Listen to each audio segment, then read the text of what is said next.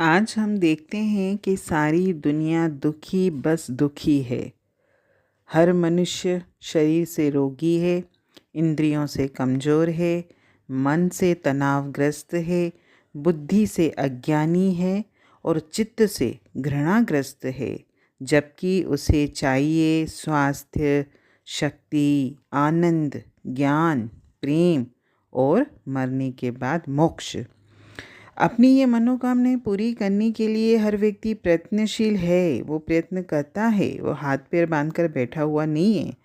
वह मारा मारा पूरा जीवन घूमता रहता है अपनी ये चाहते पूरी करने के लिए।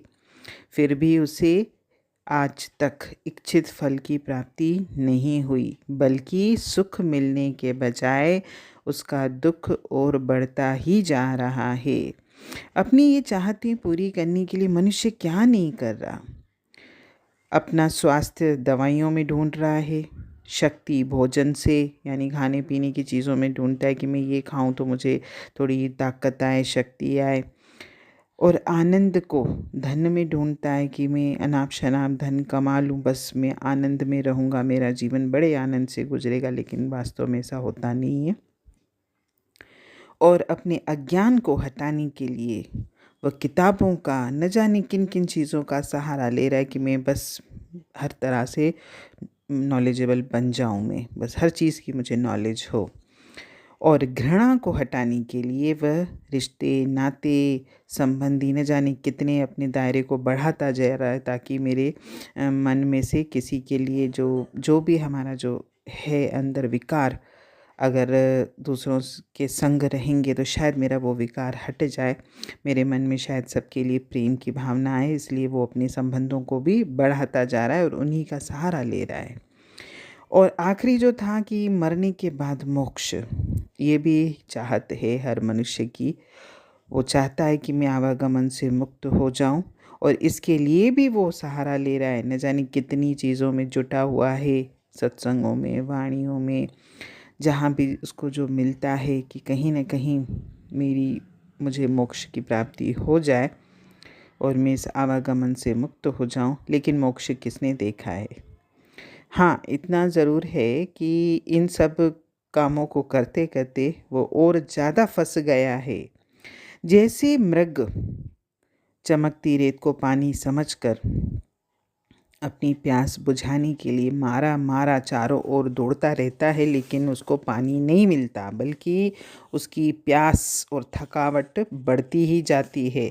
जैसे उसकी नाभि में कस्तूरी होती है, लेकिन वो कस्तूरी को पाने के लिए इधर उधर दौड़ता है, लेकिन वो उसे कभी नहीं मिलती और वो व्यर्थ ही प्रयास करता रहता है और थक जाता है। ऐसा ही मनुष्य भी है।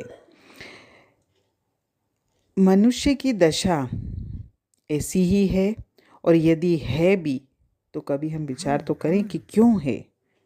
अंधकार ने एक बार प्रभु से शिकायत की कि प्रकाश उसे बहुत सताता है, उसे कहीं भी टिकने नहीं देता, इसीलिए आप प्रकाश को समझाओ कि अब वो मुझे सताना बंद कर दे। तो भगवान ने प्रकाश को अकेले में बुला लिया और अंधकार की शिकायत सुनाई और कहा कि अब से अंधकार को परेशान मत करना। तो प्रकाश ने कहा कि भगवान, मैं क्यों अंधकार को परेशान करूँगा? सही बात तो ये है कि अंधकार को तो मैं पहचानता ही नहीं। कृपया एक बार मुझे आप अंधकार से भेंट तो करवा दो मेरी। मैं कसम खाकर कहता हूँ कि बाद में कभी भी उसे परेशान नहीं करूँगा। लेकिन आज तक अंधकार और प्रकाश दोनों की भेंट नहीं हो पाई है। कभी सोचें तो ऐसा क्यों? अगर प्रश्न पूछा जाए कि अंधकार और प्रकाश की भेंट क्यों नहीं हो पाई, तो हम ये कहेंगे कि अंधकार और प्रकाश दोनों का साथ होना संभव ही नहीं है, जैसे दुख और सुख दोनों का साथ होना संभव नहीं है। लेकिन अगर हम इससे भी आगे सोचें, ज्ञान से सोचें, तो वास्तव में अंधकार है ही नहीं, प्रकाश ही प्रकाश है। क्योंकि प्रकाश का अभाव ही अंधकार कहलाता है। अंधकार का अलग से कोई अस्तित्व नहीं होता। जैसे वो मृग का जो एग्जाम्पल था कि मृग चमकती रेत को पानी समझकर ढूंढता है, तो उसे क्या पानी कभी मिलेगा? कभी नहीं मिलेगा। भले वो कितने भी व्यर्थ के प्रयास करता रहे, ऐसे ही मनुष्य की भी यही दशा है। वो सिर्फ व्यर्थ के प्रयास कर रहा है, उसको मिलेगा कुछ भी नहीं। जैसे प्रकाश और अंधकार में भी यही था कि अंधकार जो है ही नहीं, उसे हटाने की कोशिश अगर हम करेंगे तो ये तो हमारा व्यर्थ का कार्य करना हुआ ना, जब अंधकार है ही नहीं, क्योंकि प्रकाश का अभाव ही अंधकार है, अंधकार अलग से नहीं है। जब कि प्रकाश है तो उसे प्राप्त कर किया जा सकता है, और जैसे कि प्रकाश हमको मिल गया तो अंधकार तो अपने आप खत्म ही हो जाता है। अंधकार को मिटाने की या भगाने की कभी भी हमको कोई कोशिश नहीं करनी पड़ेगी, हमको तो सिर्फ प्रकाश लाने की कोशिश करनी है। इसी तरह जीवन में दुख है ही नहीं, तो हम इसे हटाने की कोशिश क्यों कर रहे हैं? तभी तो हमको सफलता नहीं मिल रही है, क्योंकि सृष्टि में केवल सुख ही सुख है। जैसे प्रकाश को प्राप्त करने के लिए हम साधन करते हैं ना, कि जैसे मुझे रोशनी चाहिए तो मैंने मोमबत्ती जलाई, दीपक जलाया, लैंप जलाया, बल्ब जलाए, या इलेक्ट्रिसिटी का जो भी आइटम जलाया रोशनी के लिए, या प्रकृति की तरफ से सूरज की रोशनी है, चांद है, तारों की रोशनी है, यानी ये सारे हमने प्राप्त करने के लिए, रोशनी को, प्रकाश को प्राप्त करने के लिए साधन किए ना। ऐसे जीवन में भी साधन केवल करना है। प्रकाश का अस्तित्व है, क्योंकि प्रकाश के स्रोत का भी अस्तित्व है। अंधकार के स्रोत का कौन सा अस्तित्व है? उसका तो कोई स्रोत है ही नहीं।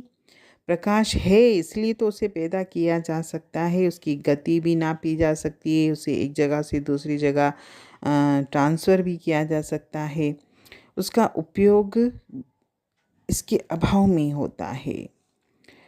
दुख और सुख के बारे में भी यही बात है। दुख हटाने के जो भी प्रयास आज तक मानव ने किए हैं, और चाहे जितने भी और प्रयास कर ले, क्या दुख से निवृत्ति हो जाएगी? संभव है कि दुख न हो? नहीं। तो फिर हम ऐसे व्यर्थ के प्रयासों में अपना समय, अपनी शक्ति, अपना सामर्थ्य क्यों खर्च करते हैं? ये कार्य बुद्धि वालों का नहीं है। कभी सोचें तो कि सृष्टि में 84 लाख योनियां हैं, क्या वो मनुष्य की तरह दुखी हैं क्या? नहीं। मनुष्य तो एक बच्चे को जन्म देता है, जबकि चूहे, कुत्ते, बिल्लियां या जितने भी सृष्टि के जीव हैं, कई बच्चों को एक साथ जन्म देते हैं। कभी उनको अपनी आबादी पर नियंत्रण करने की ज़रूरत पड़ी क्या? नहीं। अपनी ज़रूरत को पूरी करने के लिए मनुष्य न जाने कैसे कैसे प्रयास कर रहा है। क्या इस सृष्टि के दूसरे जीवों को ऐसी ज़रूरत पड़ी? नहीं। जो कुछ भी आज मनुष्य कर रहा है, सुख की प्राप्ति के लिए कर रहा है, लेकिन परिणाम में उसको सुख मिलता है? नहीं। पैसा, पद, प्रतिष्ठा, इनके पीछे बावला हो रहा है हर मनुष्य। तो क्या मनुष्य जन्म का ये लक्ष्य है? नहीं। मनुष्य जन्म का असली लक्ष्य था परमात्मा को प्राप्त करना, लेकिन हम उस लक्ष्य को भूल चुके हैं, और हमने इन्हीं चीज़ों को अपना लक्ष्य बना दिया है। हम खुद परमात्मा के अंश हैं, हम खुद प्रकाश हैं, तो हम क्यों अंधकार के पीछे दौड़ लगा रहे हैं? अपने अंतर में प्रकाश की ज्योति को जागृत कीजिए, और जो मेरा ये संसार रूपी अंधेरा मेरे अंदर भरा हुआ है, ये अपने आप हट जाएगा। हरि ओम।